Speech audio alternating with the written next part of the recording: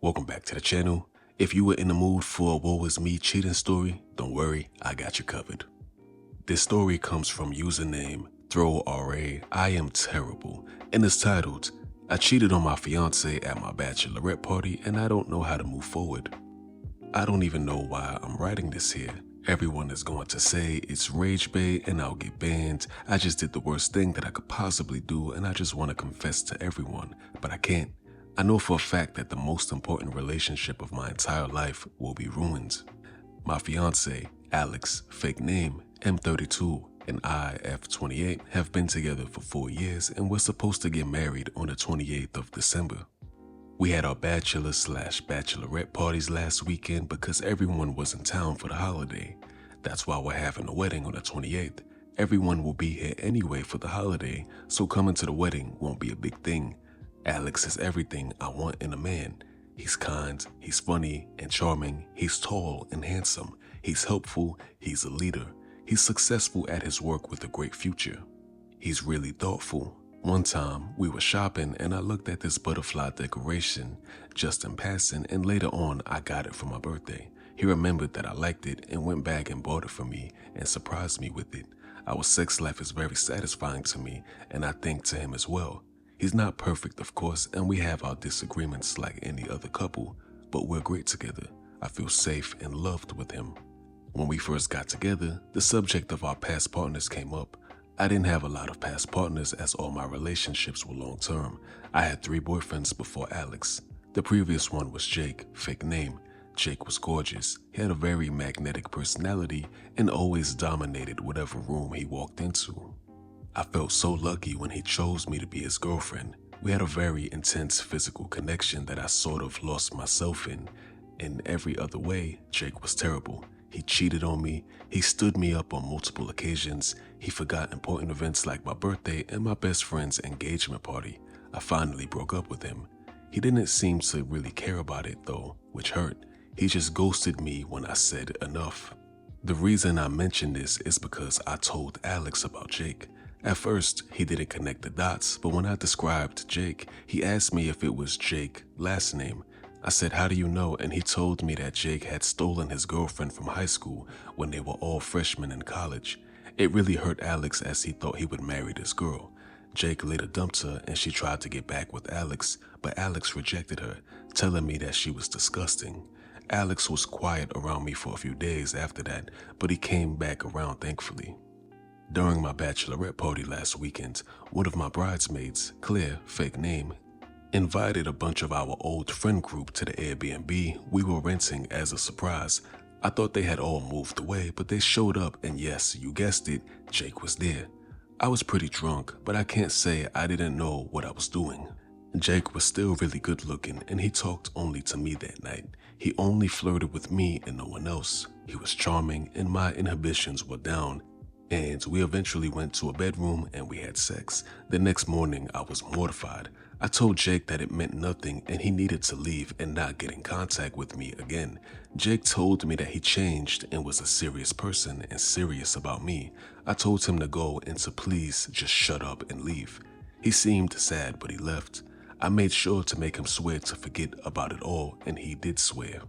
I told Claire to keep quiet about it and to not tell anyone about Jake. She was the only one who really knew about our past relationship as she was part of the friend group. She agreed and said it was no big deal in one last fling before marriage.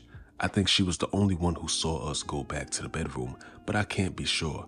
All I know is that Jake and I were the least drunk people there and we were pretty drunk. Meanwhile, it's been eating at me all the time. I can't sleep or eat.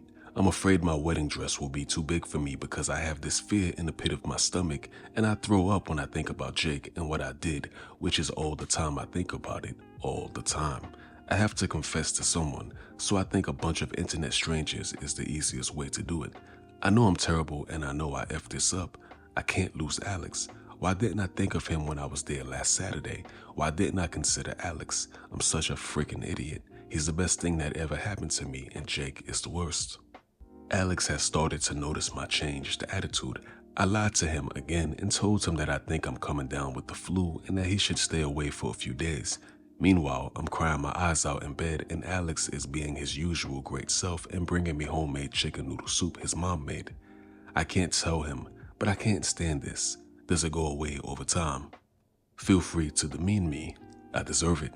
It's not fake or rage bait. I honestly wish it was. I wish this was just a nightmare. FML. Update. TLDR. Alex found out and he's done with me.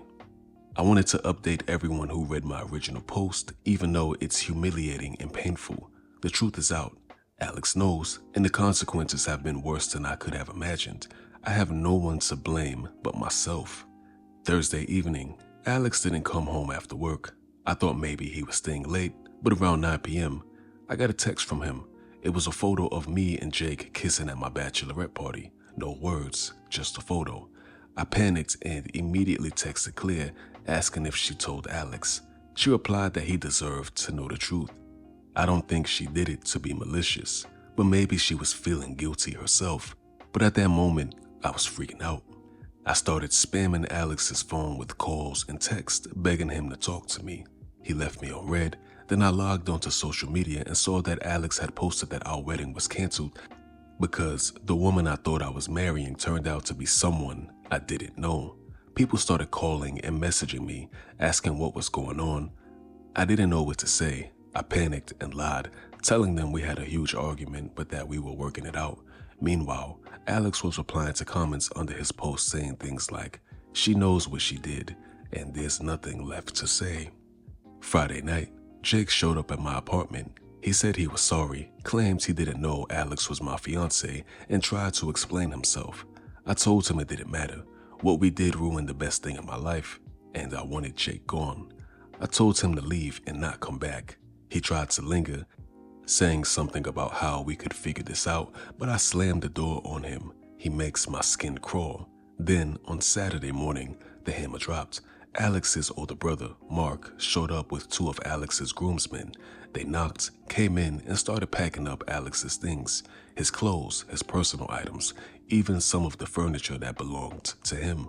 I tried to talk to them, begging them to tell me where Alex was or how I could reach him, but they just ignored me or told me they didn't know where he was, which was probably a lie. Mark kept repeating that there was nothing to talk about. When they were done, Mark told me that Alex wanted me to keep the engagement ring. He said Alex didn't want it back because he had no use for it, and selling it wouldn't make up for what had happened. He also told me Alex would be sending a check to cover my share of the canceled wedding costs, and that his half of the lease was paid for. I begged Mark to at least put Alex on the phone with me and that he deserved some kind of closure by yelling at me and not at least be able to apologize where he could hear my voice. He just said Alex has all the closure he needs and to stop contacting him and just leave him alone, and I've done enough. Mark used to be so kind to me, like a big brother. He was excited about the wedding, calling himself the future crazy uncle. Now he was cold and distant, talking like I was a stranger. That was when it really hit me. Alex was gone, and my life was gone too. I can't afford to stay in the apartment. Alex paid the rent and utilities while I handled groceries, cooking, and chores. I don't make enough as a personal trainer to cover everything on my own, and I let my certifications lapse months ago because we planned on me being a traditional stay-at-home wife and mother after the wedding, which is something I really wanted. I've started packing my things and will be moving back with my parents. I haven't told them the full story yet, just that the wedding is off. They've been supportive, but I know the full conversation is coming, and it's going to be excruciating. My friends are avoiding me too. Some have unfollowed me on social media, and Claire hasn't responded to any of my messages since she told Alex. I don't even know how to begin rebuilding my life from this. I've lost everything that mattered to me because of one selfish, stupid decision. Alex was my rock, my future, and the best thing that ever happened to me, and I threw it all away for nothing. I betrayed him in the worst way possible, and I'll have to live with that for the rest of my life. He won't even talk to me. It's driving me crazy that I can't at least apologize to him in person. To Michael, real name, I know you'll never see this. I'm sorry. I know my apology means nothing, but I'll regret what I did for the rest of my life.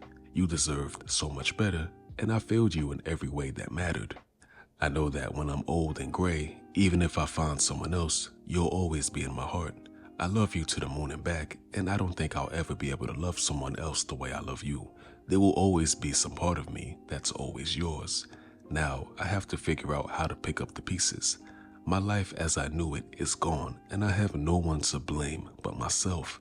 Stop messaging me. I'm not reading them anyway. I've lost everything. There's no way you can make me feel worse than I already do. I'm barely hanging on to the will to live here.